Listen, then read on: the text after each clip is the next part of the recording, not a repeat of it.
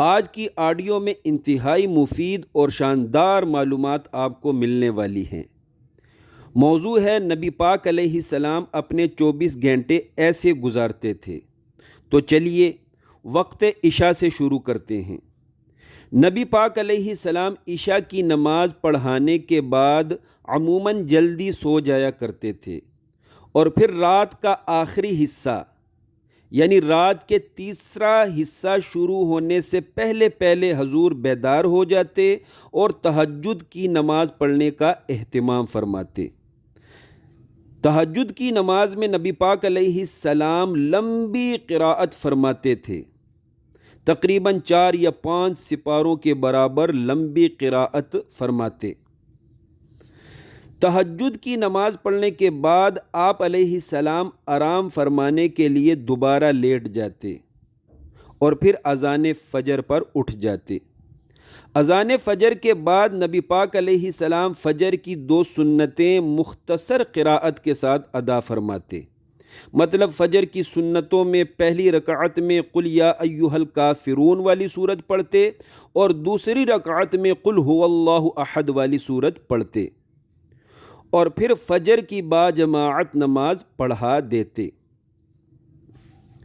فجر کی باجماعت نماز پڑھانے کے بعد نبی پاک علیہ السلام ذکر و اذکار کرتے، پھر رات میں کوئی خواب دیکھا ہوتا تو صحابہ سے وہ بیان فرما دیتے، اور اسی طرح اپنے نمازیوں سے ان کے رات والے خواب سنتے اور پھر ان خوابوں کا مطلب سمجھا دیتے۔ ضمناً کسی اور موضوع پہ بات چیت بھی بعض دفعہ ہو جاتی تھی۔ خوابوں کی یہ کلاس روزانہ باقاعدگی سے لگتی تھی، فجر کے بعد شروع ہو جاتی تھی اور سورج نکلنے پہ ختم ہو جاتی تھی۔ سورج نکلنے کے بعد نبی پاک علیہ السلام مسجد ہی میں اشراق و چاشت کے نوافل ادا فرماتے۔ ادھر امام مسلم نے مسلم شریف میں بڑی عشقیہ لذیذ بات نقل کی ہے۔ صحیح مسلم شریف کی حدیث کا مفہوم ہے کہ روزانہ سورج نکلتے ہی مدینے کے لوگوں کا یہ روزانہ کا معمول تھا کہ مدینے کے لوگ روزانہ اپنے پانی کے بڑے سائز والے برتن رحمت کونین علیہ السلام کے پاس لے آتے تھے، اور پھر لوگ حضور رحمت عالم سے عرض کرتے کہ برکت کے لیے حضور اپنے مبارک ہاتھ ان کے پانی سے بھرے برتنوں میں داخل فرما دیں۔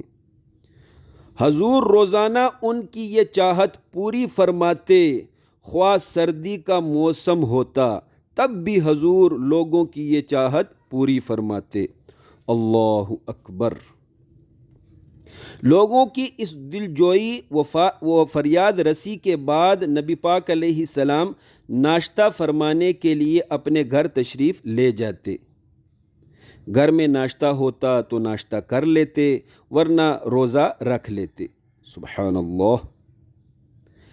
ناشتہ شریف کرنے کے بعد سے لے کر وقت ظہر تک نبی پاک علیہ السلام کا معمول سنیے۔ اس سے پہلے یہ سن لیں کہ نبی پاک علیہ السلام نے اعلان نبوت کے بعد دنیاوی کسی بھی روزگار کو، دنیاوی کسی بھی کام کاج کو، یعنی رزق کمانے کے لیے ایک لمحہ بھی نہیں نکالا۔ اعلان نبوت کے بعد نبی پاک علیہ السلام نے رزق کمانے کے لیے ایک لمحہ بھی نہیں دیا، بلکہ سارے کا سارا وقت تبلیغی کاموں کو دیا۔ قربان حضور کے تبلیغی مشن پر غور کریں۔ مدنی دور میں نبی پاک علیہ السلام ریاست کے سربراہ ہونے کے باوجود اپنی مرضی اور اپنے اختیار سے اپنا زیادہ عرصہ بھوک اور فاقوں میں گزارا ہے حضور نے۔ قربان آپ علیہ السلام کی عاجزی پر کہ آپ نے بادشاہت میں فقیری کی۔